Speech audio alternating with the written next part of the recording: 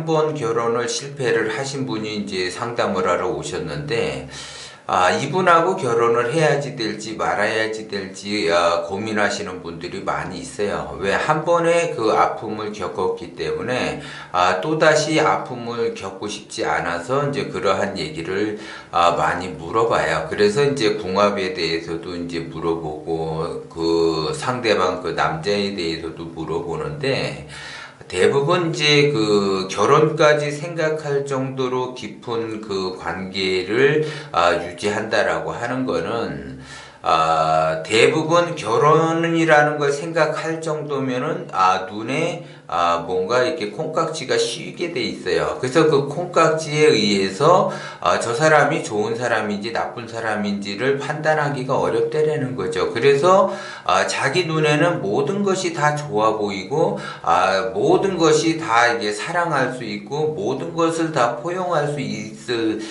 그러한 그 현재의 그 마음을 갖는다라는 거죠. 그 눈꺼풀이 씌었기 때문에 그러한 현상이 발생이 되는데, 과연 그러면 눈꺼풀이 사라지게 되면 어떠한 현상이 나타나는가? 그전에는 안 보던 것들이 보이게 되고 또 이제 새로운 것이 또 안 좋은 것들이 계속 한 개, 두 개씩 나타난다는 거죠.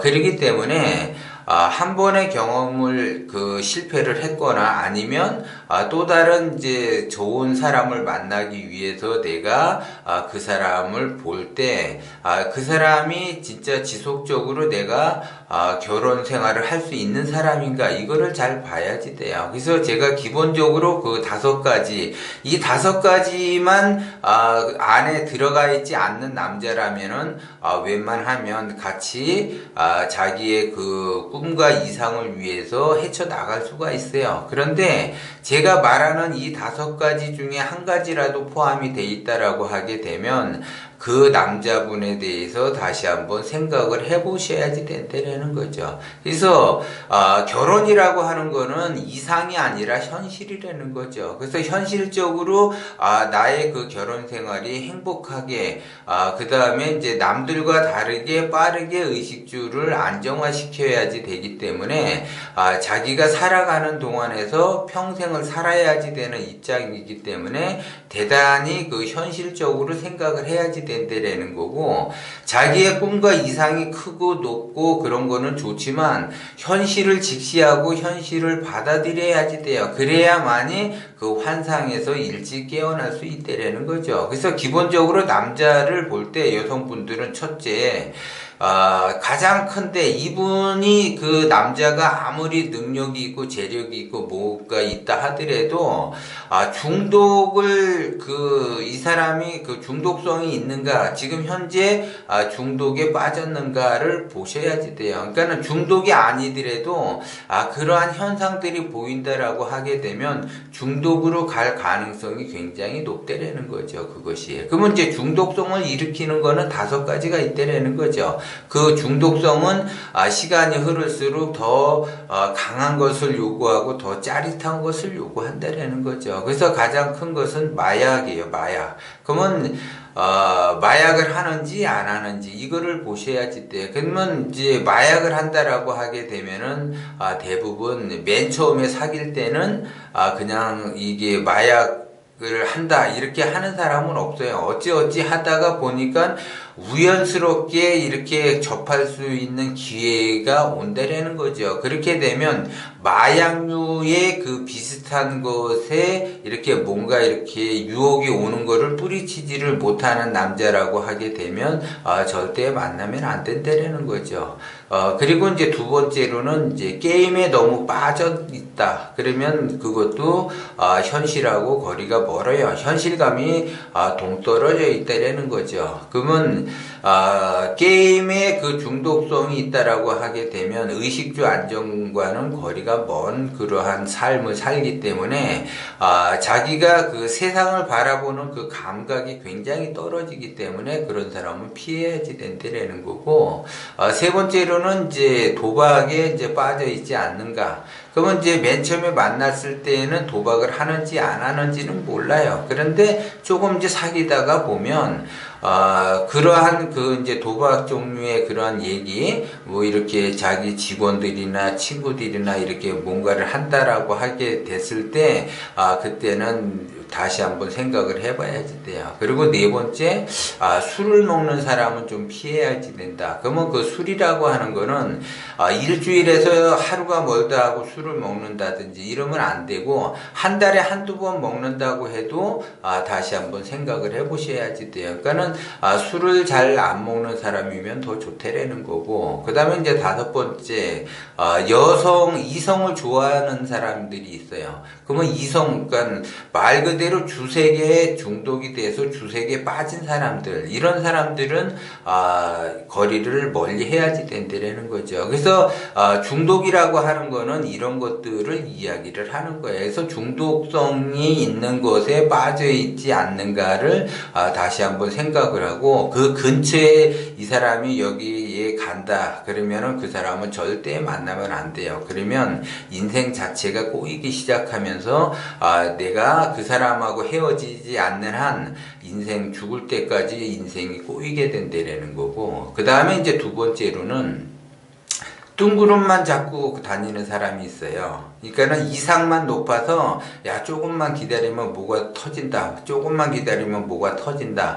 그래서 한 방을 이야기한다라는 거죠. 그러니까 실제적으로 야 내가 로또를 맞으면은 네 인생 편하게 해줄게 이런 것이 아니라 자기가 뭐 어떠한 뭔가를 연구를 하고 뭔가를 개발을 하고 뭔가를 하는데 자기의 일정한 수입 없이 거기에만 매달려 있다. 연구하는 것만 매달려 있다. 예를 들어 한다면 그거는 멀리 해야지 돼요. 만약에 그 사람이 연구를 한다라고 하게 되면 기본적으로 자기가 그 의식주 안정을 추구하기 위해서 뭔가를 해놓고 투잡이나 쓰리잡에서 연구를 하는 거지 본업은 다 제껴두고 그 연구에만 몰두한다. 그런 사람은 뜬구름 잡는 사람이기 때문에 절대 피해야지 되고 뭐 주식에서 무슨 내가 어떤 뭘 연구를 하는데 거의 다 왔어. 이제 거의 그 개발이 완료될 거야. 아니면 뭐 부동산을 개발을 했는데 무슨 대박 뭔데 이게 조금 거의 다 왔어. 이렇게 뜬구름 잡으면서 이렇게 뻥을 치는 사람들이 있어요. 그 뜬구름 잡으면서 뻥을 치는 사람은 절대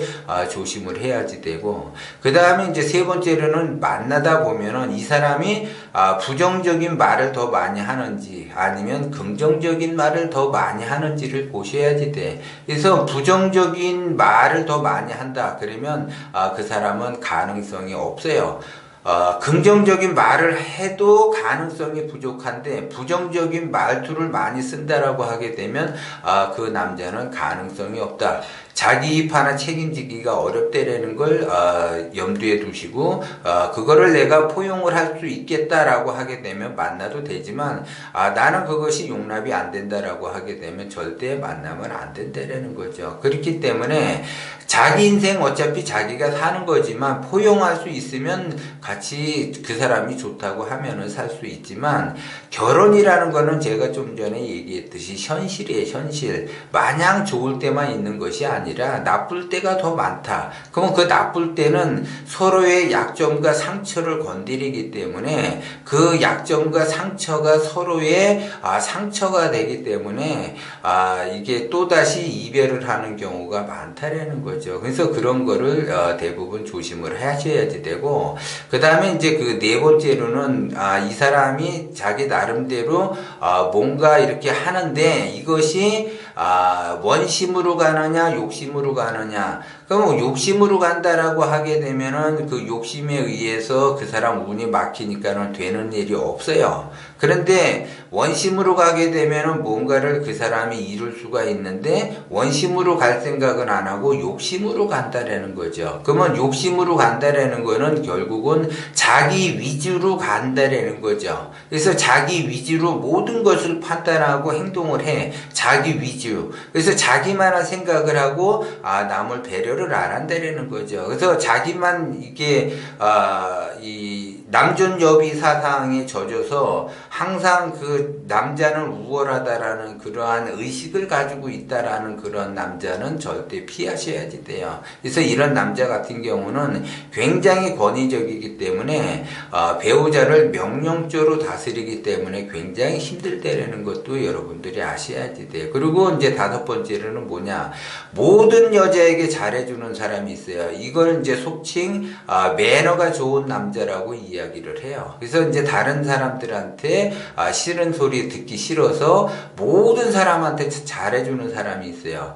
와이프하고 다른 그 제3자도 동등하게 잘해준다라는 거죠. 그러면 안 된다라는 거죠.